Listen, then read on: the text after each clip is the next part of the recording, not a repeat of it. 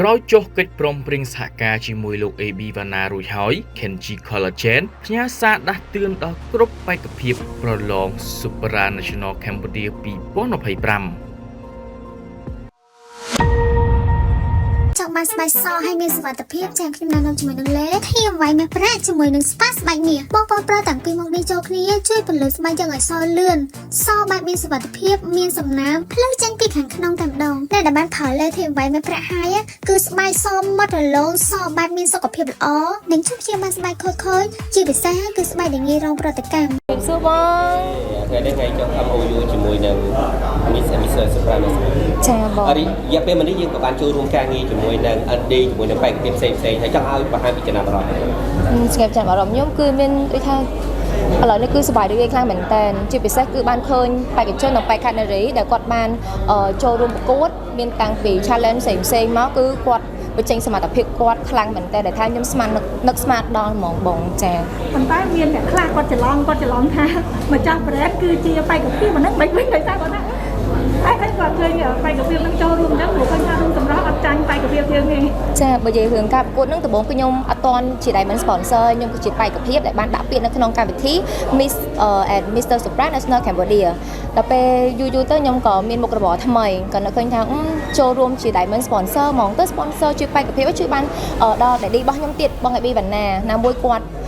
មានកូនលើខ្ញុំខ្លាំងហើយគាត់ជាមនុស្សល្អដែលមានចិត្តបន់ចិត្តធម៌តែខ្ញុំតែនិយាយអញ្ចឹងចាគឺគាត់ចិត្តល្អចិត្តបន់ចិត្តធម៌ដល់បេក្ខភាពគ្រប់រូបកូនគាត់គ្រប់រូបគឺគាត់ជួយគេរហូតអញ្ចឹងតវគ្គនេះគឺខ្ញុំគាត់ថា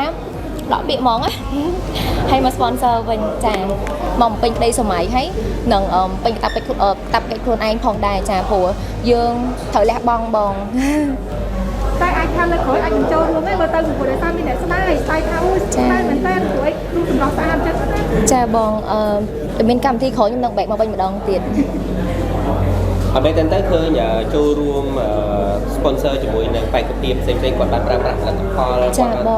ទទួលបានចំណេះដឹងបទពិសោធន៍ថ្មីទៅលើវិញ្ញាសាជាមួយនឹង sponsor របស់ខាងយើងតែបែបមិនដែរពួកគាត់មានការផ្លាស់ប្ដូរមែនដែរបើធៀបមុនហើយនឹងក្រោយចូលរួមកម្មវិធីនេះនិយាយទៅបើសន្ទុះនៃការលក់វិញគឺផ្ទុះលើទីផ្សារខ្លាំងមែនទែនគប់សំទាំងខ្ញុំ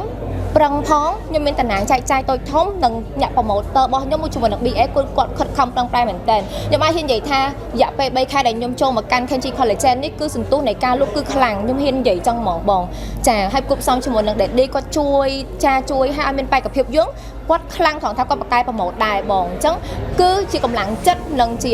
ដូចថាកម្លាំងមួយដែលធ្វើឲ្យខ្ញុំមានសន្ទុះទីផ្សារហើយក្នុងរយៈពេលមួយថ្ងៃគឺមានដៃគូសហការរបស់ខ្ញុំគឺសៃរតផ្ទុះបង2000ប្រអប់ចារយៈពេល2ថ្ងៃ2000ប្រអប់ហើយគាត់ក៏មានវត្តមានមកចូលរួមដូចគ្នាបងចាចង់ដល់ដោយសារតែអាចនិយាយបានថាចេញអំពីគេថាបេក្ខភាពដូចគ្នាអញ្ចឹងហើយយ៉ាងណាដែរមានការតាំងចិត្តតាមណានៅក្នុងការចូលរួមជំរុញវិស័យមួយនេះពីព្រោះដោយសារតែបានលើកឡើងហើយចាក់តងជាមួយនឹង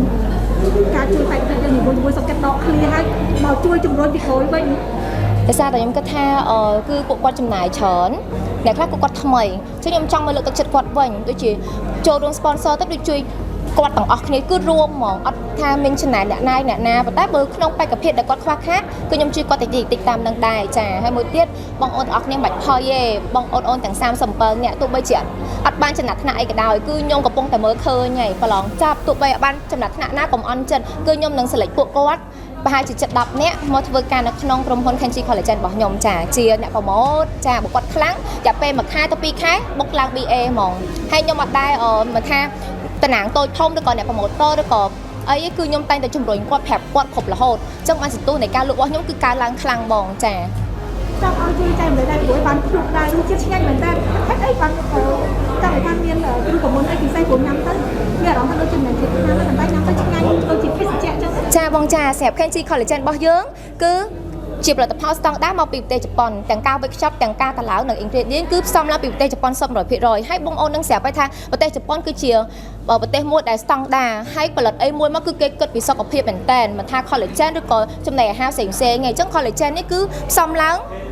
ពីផ្លែឈើសុទ្ធ 100% ទៀតសូម្បីតែមនុស្សចាស់គាត់អាចពិសាបានដែរស្ងាត់ពណ៌ក្រហមជួយឲ្យគាត់សម្រានលក់ស្រួលហើយមួយទៀតជួយដល់ឆ្អឹងទៀតអត់មានផលប៉ះពាល់ដល់សុខភាពឬក៏ឡើងជាតិស្ករទេហើយសម្រាប់ Kenji របស់យើងញ៉ាំមើលគឺជួយឲ្យស្បែកសទៀតឥឡូវនេះផ្ទុះខ្លាំងដោយសារតែពណ៌សហ្នឹងគឺសម្រាប់បងអូនដែលគាត់មានស្បែកខ្មៅពីកណើតស្បែកលឿងពីកណើត លាបលេអត់សប្រើ skin care អត់សគឺញ៉ាំអាហ្នឹងហើយគឺលក្ខណៈថាតែ3ថ្ងៃទៅមួយអាទិត្យទេស្បែកគាត់ប្លែកដល់មកទៀងទាត់សម្រាប់លក់ស្រួលជួយកាត់បន្ថយស្ត្រេសជាពិសេសគឺក្មេងជាងវ័យចា អាចនិយាយបានថាសារតែមានអត្ថប្រយោជន៍ច្រើនមែនតើ ចាបងចា បច្ចុប្បន្ននេះបានចូលរួម Kenchi ដោយថា collagen យើងបានជួយចែកឲ្យបេក្ខភាពយើងគាត់ទទួលទានឬក៏វិសាខ្លះដែរ មានបងមានចាចាព្រោះមានបេក្ខភាពខ្លះគាត់ឲ្យ feedback ខ្ញុំផ្ទាល់តែម្ដងបងមានបេក្ខភាពពីរនាក់គាត់ឲ្យ feedback ខ្ញុំផ្ទាល់ស្ងាត់ដល់មួយឈុតដំបូងខ្ញុំឲ្យគាត់គឺគាត់ថាគាត់បាត់ជាប់បាត់អាចរុយចាហើយស្បែកគាត់ភ្លឺសូម្បីតែបេក្ខភាពយើងខ្លះៗគឺគាត់ទៅសើហ្មងបងគឺអ្វីដែលសំខាន់គឺ Kenchi ដល់ទៅលើស្បែកភ្លឺស្បែកសហើយក្មេងជាងវ័យគឺគាត់ប្លែករឿងហ្នឹងមុនគេចា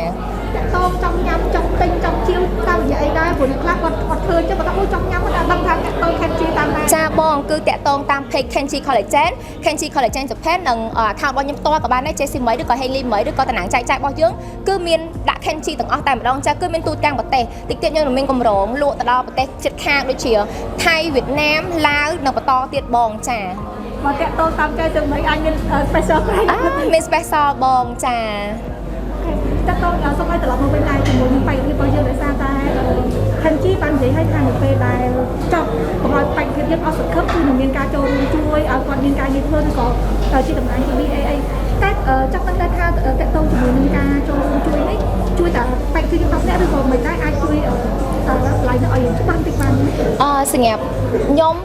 សំណួររបស់បងវិញហ្នឹងគឺខ្ញុំនៅមើលទៀតតែឥឡូវនេះខ្ញុំហើបានប្រហែលជា7 10នាក់ឯងចាដែលសមត្ថភាពគាត់ព្យាយាមប្រមូលយើងទាំងយើងអត់ដែលបានប្រាប់គាត់ទេគឺគាត់និយាយមកត្រូវហ្មងហើយគាត់បានញ៉ាំផ្ទាល់អ្វីដែលសំខាន់ប្រមូល Kenchi បានញ៉ាំគឺដឹងថាគុណភាពមិនហ្មងអញ្ចឹងយើងមិនបាច់ទៅប្រាប់គាត់ថាអូណ៎ត្រូវលក្ខណៈថាប្រមូលហ្មងខ្ញុំអត់ដែលបញ្ជាគាត់ឬក៏ប្រាប់គាត់ដាក់សម្ពាធលើពួកគាត់ទេព្រោះថ្ងៃនេះគឺខ្ញុំដាក់សម្ពាធលើពួកគាត់ទេគាត់ចង់ប្រមូលឲ្យខ្ញុំក៏បានមិនប្រមូលក៏ខ្ញុំអត់បង្ខំដែរបងសំខាន់ឲ្យគាត់បានប្រើប្រាស់ផ្ទាល់ប្រមូលឲ្យខ្ញុំចេញពីបេះដូងចេញពីចិត្តគឺថាជាកម្លាំងចិត្តជាក្តីស្រឡាញ់មួយដែលគាត់មកកាន់ខ្ញុំដូចគ្នាបងចា អញ្ចឹងតាក់ទងជាមួយនឹងដល់ពេលនេះដែរតើសម្រាប់បេក្ខភាពរបស់យើងមួយបានចូលរួមឧបត្ថម្ភគាត់ជាលក្ខណៈមិនដែរជាខែជាអត្តឬក៏មិនដែរជាខែបងឲ្យគាត់មួយឈុតទៅ2ឈុតចាបើសិនជាគាត់ប្រម៉ូទច្រើនគឺខ្ញុំថែមឲ្យគាត់តាមនឹងប៉ុន្តែនឹងសម្បត្តិដល់ខ្ញុំដោយសារលក្ខខណ្ឌគេមានឲ្យបេក្ខភាពដែរអញ្ចឹងណាបងចាត្រឡប់មកវិញចង់សួរតាក់ទងជាមួយនឹង Kenchi ដែរតាក់ទងជាមួយនឹងការចូលរួមនេះសម្រាប់បងស្រីតែយល់ថានៅពេលដែលថាជាអតិថិជនយើងដូចជាប្រជាជនខ្មែរយើងលោកគាំទ្រ Kenchi ច្រើនវាដូចជាការជួយជំរុញនៅក្នុងគេថាវិស័យនេះបានសម្រាប់ថាដែរព្រោះដោយសារឃើញថាបងស្រីគឺមានថាការតាំងចិត្តខ្ពស់មែនតើចាបងមកជួយជំរុញជំរុញអញ្ចឹងបើថាទី1ហ្មងគឺជួយគេថាសេដ្ឋកិច្ចហើយមួយទៀតគឺបើខ្ញុំបានផ្ដល់ការងារដល់ BA ឬក៏អ្នកដែលគាត់ខ្វះខាតហើយមួយទៀតគឺខ្ញុំបានចូលរួមជា charity ជួយដល់កុមារកំព្រាចាគឺ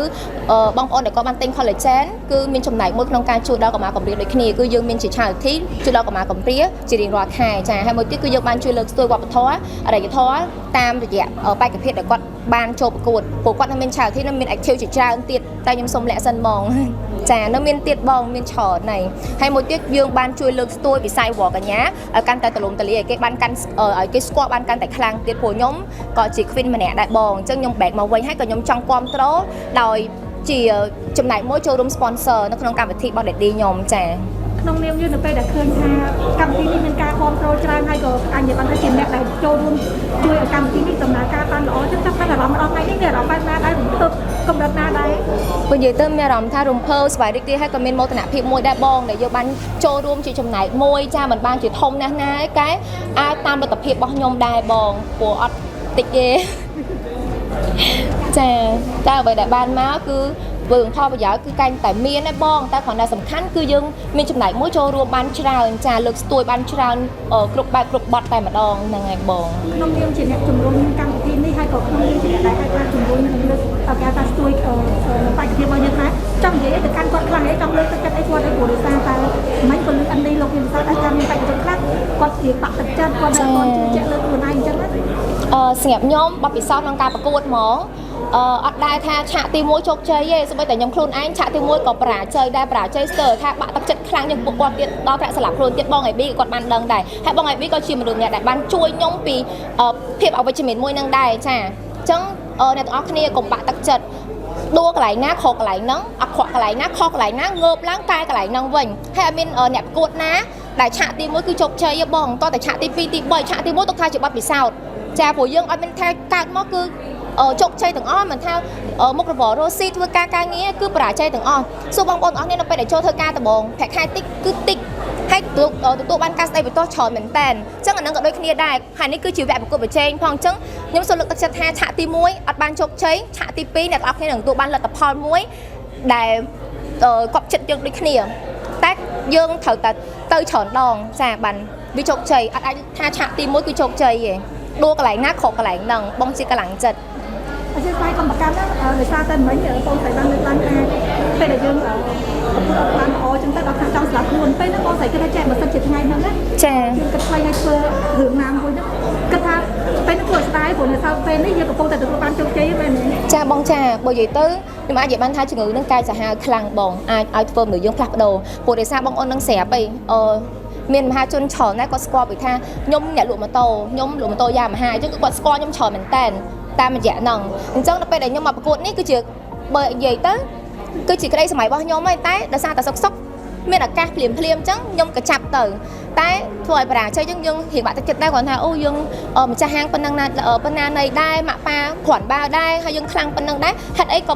ប្រកួតអាហ្នឹងយកបានជោគជ័យទាំងដែលយើងក្តីសម័យយើងតាំងពីទូចគឺខ្ញុំពាក់កាយរបស់ម៉ាក់ខ្ញុំតាំងពីទូចហ្មងចាតែពេលមកនឹងរៀងបាក់ទឹកចិត្តដែរហើយមានអារម្មណ៍ខ្មាស់គេប៉ុន្តែត្រូវចាំថាសម័យនេះ2025 2024នៃអត់មានទេជាអាចកំបាំងទេប៉ុន្តែត្រូវទទួលយកការពិតហ៊ានទទួលយកការពិតគឺល្អបំផុតចា